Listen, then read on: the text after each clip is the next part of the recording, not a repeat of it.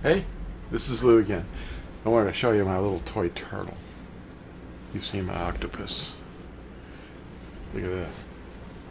What? Oh yeah. Isn't he nice? I use him as a doorstop. I've had him for many years. And he's not a real turtle, so don't be afraid. I don't touch him. I just love to look at him. And I think he was like $4 or $5. And I just passed this shelf at Walmart or something, and wow, that's a great turtle. And very realistic. Well, today's video is very short, and I wanted to share with you some things that have been on my mind just to get you through the day. And one of the things that people like to see is this little white stone with a name written on it. It's mentioned in Revelation 2 verse 17. It's not a literal stone, of course. It's a name that's written on it that's really important. And we want you to think about this name, Yahuwah. It's 4 vowels. If you wanted to look up the definition of a vowel, you're going to be pretty amazed. It's very simple to understand. Vowels do not share the things that a consonant has. A consonant uses the teeth, the tongue, the roof of the mouth, the back of the throat, and the tongue to make a guttural noise. Those are consonants. But the vowels, they don't come in contact with the lips. That's a consonant, because there's a difference. So if you hear someone saying the, like Jehovah, well, there's a lot of problems with that. But we just want you to, we're coaches. We're not policemen. We're coaches. And we're just guiding you and teaching you the rules. Of course, the rules are what people think that we don't keep, because we ignore men's rules, and men have made up all kinds of rules. One of the things that happened to me when before Yahusha woke me up, I was driving by a building that was a beautiful building. It was kind of modern looking, and it was what the world thinks is a Jewish synagogue. Well, synagogue is a Greek word, but what it really is a kahelath, and it's an assembly. The people themselves are the congregation. It's not a building. But on this building, though, there was a phrase written in stone, carved in Aramaic, Hebrew script. It wasn't really, it was the Hebrew language, but it was the Aramaic script. And it was carved large enough where you could read it. And then below it, it had this translation. I want to read this translation, and it affected me. And I wanted to know more about it. We're going to read a little bit from this is the BYNV and the second book. And it goes from Yahusha to Revelation. And it looks like this. So you can get this at Amazon. I wanted to read Psalm 119, verse 105. And this was what was written on that wall of that, what they call a synagogue.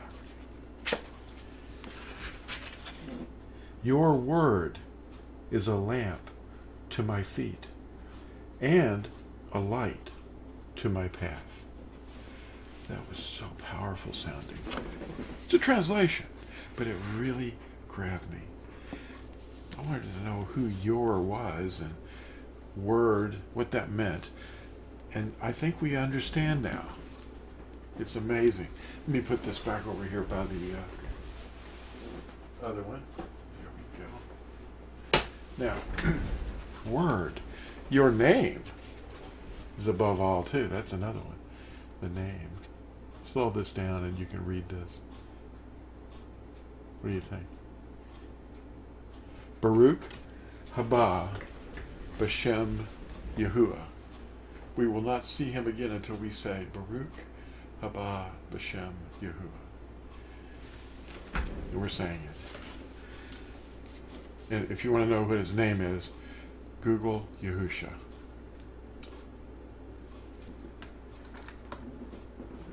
What was it that I was going to... Oh yeah, this one's called the fog. A lot of people have a brain fog. Their minds are in a fog because they're so loaded up with all these ideas of men that they've been trained to believe. And if this isn't true, what I'm teaching you, I'm just a coach. I'm not a policeman. I'm just a coach. But I want to encourage you to obey the commandments, the rules of the game. The rules of the game don't earn your deliverance, but you're not even in the game if you're not obeying the rules. A lot of people will go to these little games, either professional games or college games or possibly even a little tiny field somewhere near a neighborhood, and all the parents get together and there's these referees and there's coaches, and the rules of the game are either followed or they're not.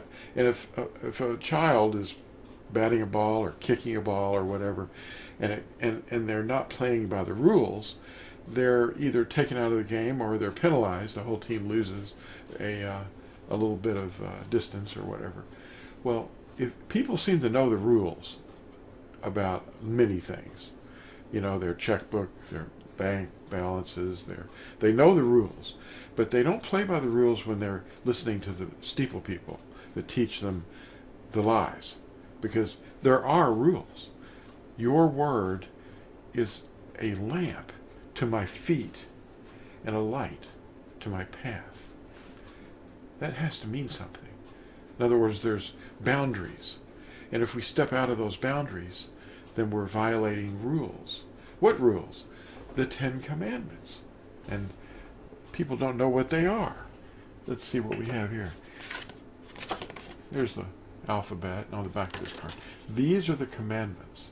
And they teach you how to love. Slow it down and read it.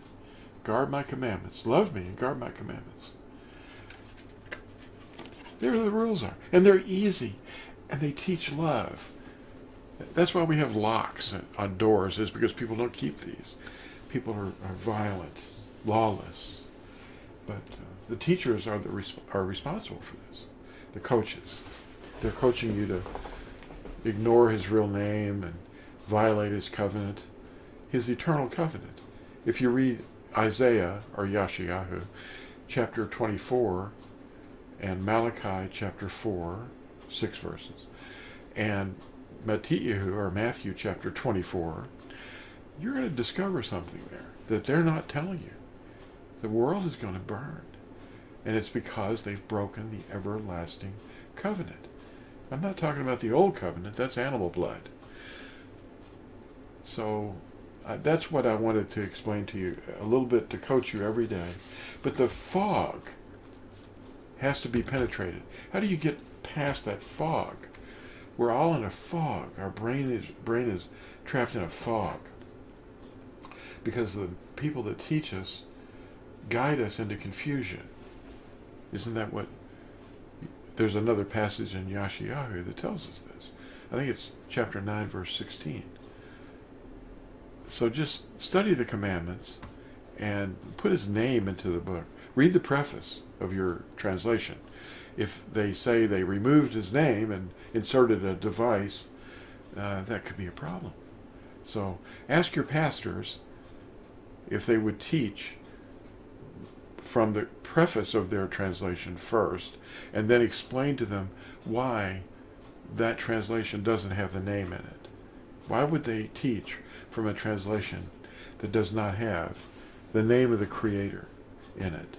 That's about all for today. I just wanted to give you some encouragement and kind of help wake you up and get you started on some things and the path of righteousness.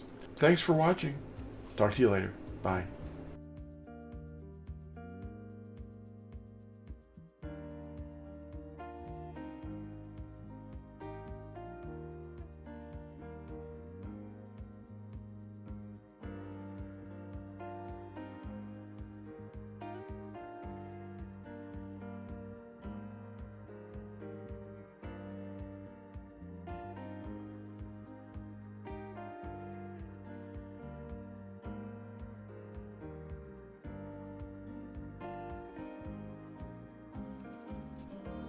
Hello? If you happen to be watching this on YouTube up there in the International Space Station, you can download these tracks that you're hearing about from www.torazone.net. I'll put the link in the description of this video. Thanks for watching from up there, and we'll talk to you later. Don't go drifting off now.